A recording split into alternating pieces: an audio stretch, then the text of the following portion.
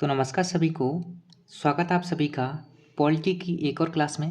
देखिए, इस क्लास में हम एक बहुत ही महत्वपूर्ण अधिनियम के बारे में जानेंगे, जिसके बारे में आपने सुना होगा और पढ़ा भी होगा। 1935 का भारत शासन अधिनियम। ठीक है। अब तक 1773 से लेकर 1935 तक, यानी अब तक जितने भी जो हमारा भारत का संवैधानिक विकास था, उसमें जितने भी एक्ट लाए गए, जितने भी अधिनियम लाए गए, उन सभी में ये 1935 का भारत शासन अधिनियम, एक तो ये सबसे बड़ा था, प्लस का मतलब सबसे बड़ा, और ये सबसे जटिल था। ठीक है, जटिल भी था, और साथ ही साथ ये एक अंतिम अधिनियम भी था, अंतिम। ठीक है, अपने भारत के संवैधानिक विकास को लेकर ये सबसे अंतिम अधिनियम भी था। ठीक है, तो आइए शुरू करते हैं। देखिए, आपने बहुत सी जगहों से इसके बारे में पढ़ा होगा, लेकिन आज इस क्लास को कंप्लीट करने के बाद आपके मन में जितने भी डाउट होंगे, और आपको मैं इतना दावा करता हूँ, आप 50% कुछ नया सीखोगे आज की इस क्लास में। ठीक है, तो आइए शुरू करते हैं। स्वागत है आप सभी का हमारे यूट्यूब चैनल स्टडी 89 में, और आप ये क्लास कर रहे हैं राघव सर के द्वारा। ठीक है, ये मेरा ही नाम है। देखिए, बात करते हैं कि इस भारत शासन अधिनियम 1935 के इस भारत शासन अधिनियम में कितनी अनुसूचियाँ थीं। सबसे पहले तो मैं आपको इसमें बेसिक बातें बताऊंगा, फिर इसके द्वारा क्या क्या प्रावधान किए गए। ठीक है, और इसके द्वारा हमारे संविधान पर, जो वर्तमान भारतीय संविधान है ना, इस पर क्या प्रभाव पड़ा उसके बारे में भी हम जानेंगे। देखिए, इसमें सबसे पहले तो इसमें 10 अनुसूचियाँ थीं। कितनी अनुसूचियाँ थीं? 10। केवल 10 अनुसूचियाँ थीं इस 1935 के भारत शासन अधिनियम में, और इसमें टोटल 14 भाग थे। कितने भाग थे? 14 भाग थे, और इसमें टोटल 321 अनुच्छेद थे। अगर आपसे पूछे कि 1935 के भारत शासन अधिनियम में टोटल कितने अनुच्छेद थे, तो आपका आंसर होगा 321। टोटल कितने भाग थे? 14 भाग थे। टोटल कितनी अनुसूचियाँ थीं, तो आपका आंसर होगा सर 10 अनुसूचियाँ थीं। ठीक है, आइए कुछ और पॉइंट भी हैं इसी को लेकर। ये एक ऐसा अधिनियम था जिसमें प्रस्तावना ही नहीं थी। ये प्रश्न पूछा हुआ प्रश्न है। ठीक है, कि भारत के संवैधानिक विकास को लेकर वह कौन सा अधिनियम है जिसमें, यानी जो प्रस्तावना विहीन था, जिसमें प्रस्तावना ही नहीं थी, तो आपका आंसर होगा 1935 का ये भारत शासन अधिनियम।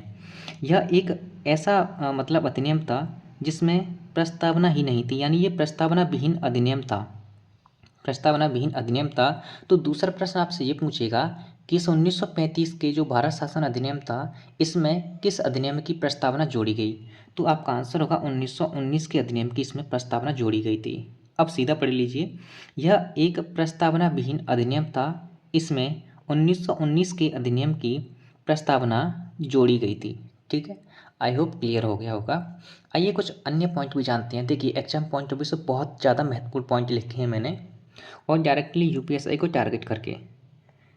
देखिए, अगर आपसे ये कहा जाए या आपसे ये पूछा जाए कि 1935 के इस भारत शासन अधिनियम को गुलामी का अधिकार पत्र किस द्वारा कहा गया, इसे गुलामी का अधिकार पत्र कहा गया था किसके द्वारा?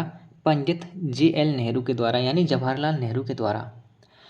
जवाहरलाल नेहरू अपने देश के प्रथम प्रधानमंत्री थे। ठीक है, इन्होंने ही इस 1935 के भारत शासन अधिनियम को गुलामी का अधिकार पत्र कहा था। आई होप आपको क्लियर हो गया होगा। देखिए, ये बात तो आप सबको पता होनी चाहिए, और पता होगी भी, कि जो अपना भारत है ना, अपना वर्तमान भारत, जो अपने वर्तमान भारत का जो संविधान है, उसका 70 से 75% तक हिस्सा इसी 1935 के भारत शासन अधिनियम से ही लिया गया है। यानी आप कह सकते हैं कि लगभग 70% से भी अधिक भारतीय संविधान इसी से लिया गया है। ठीक है, इसके तहत क्या क्या प्रावधान किए गए, अब हम उन्हें जान लेते हैं, क्योंकि ये एग्जाम पॉइंट ऑफ व्यू से बहुत ज़्यादा महत्वपूर्ण रहने वाले हैं। ठीक है, अगर आपको क्लास अच्छी नहीं लग रही है, फिर भी आप इस क्लास से जुड़ जाइए। ठीक है, शुरुआत में जब हम कोई काम शुरू करते हैं ना, तो वो थोड़ा हमें ऐसा ही लगता है, उसमें मन नहीं लगता है। ठीक है, विचार आते हैं, नेगेटिव विचार आते हैं कि छोड़ दो, कहीं और से पढ़ लो।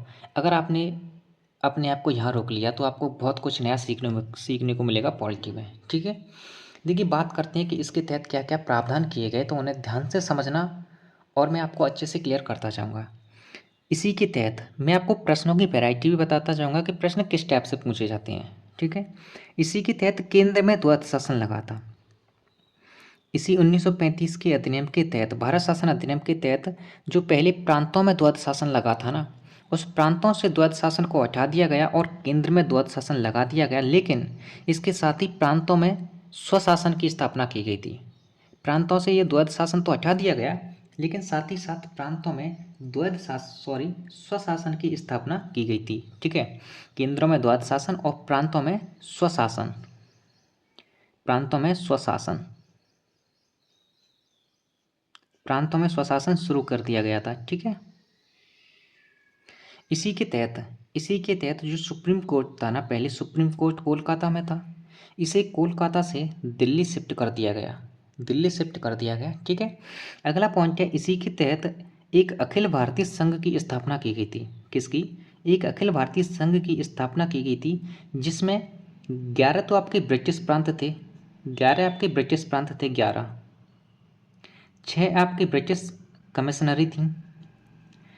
कमिश्नरी थी और आपकी कुछ देसी रियासतें भी इसमें शामिल थीं। किसमें? अखिल भारतीय संघ में। ठीक है, इसकी स्थापना किसके द्वारा की गई? तो आपका आंसर होगा 1935 के भारत शासन अधिनियम के द्वारा। ओके, आई होप क्लियर हो गया होगा। अगले पॉइंट जानते हैं जो एग्जाम पॉइंट ऑफ व्यू से बहुत ज़्यादा महत्वपूर्ण रहेंगे। देखिए, इसी के तहत 1937 में दिल्ली में एक संघीय न्यायालय की स्थापना की गई थी। किसकी? एक संघीय न्यायालय की स्थापना की गई थी और इसी संघीय न्यायालय को भारत का सर्वोच्च न्यायालय कहा गया। क्या कहा गया? भारत का सर्वोच्च न्यायालय कहा गया। इसकी स्थापना 1937 में हुई। अगर आपसे ये प्रश्न पूछे कि जो भारत का सर्वोच्च न्यायालय है ना, ये कार्यरत कब से हुआ, इसमें यानी इसमें कार्य कब से शुरू हुआ, कार्य या सुनवाई कब से शुरू हुई, तो आपका आंसर होगा 1 अक्टूबर 1937 से। ठीक है, ये 1 अक्टूबर 1937 से ये कार्यरत होगा। ठीक है, नेक्स्ट है, अगर आपसे प्रश्न पूछे, और ये वेरी इंपॉर्टेंट प्रश्न है, ये पूछा भी गया है कि किस अधिनियम के तहत भारत परिषद का अंत कर दिया गया, तो आपका आंसर होगा 1935 के अधिनियम के तहत, यानी 1935 का जो भारत शासन अधिनियम था, इसी के तहत भारत परिषद का अंत कर दिया गया। ठीक है, आई होप क्लियर हो गया होगा। देखिए, अगले 3-4 पॉइंट और हैं, इसमें थोड़ा ध्यान से समझने की कोशिश करना। देखिए, क्या हुआ कि 1 अप्रैल 1937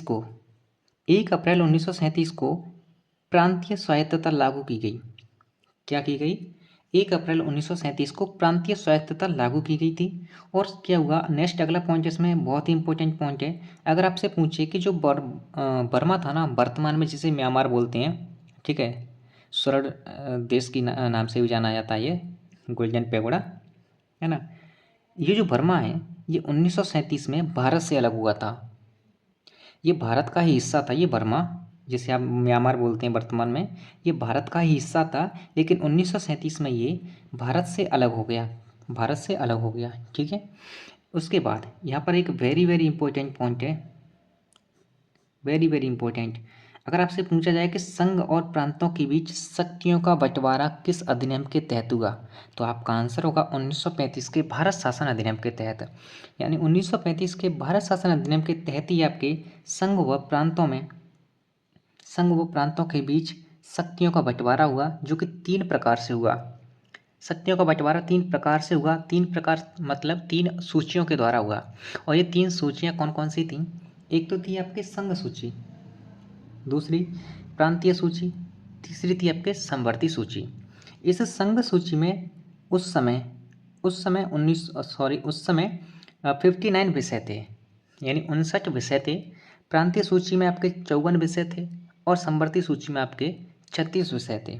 ठीक है, तो ये रही 1935 के भारत शासन अधिनियम को लेकर वेरी वेरी इंपॉर्टेंट पॉइंट। ठीक है, अब 1-2 पॉइंट और बता देता हूँ इसी को लेकर।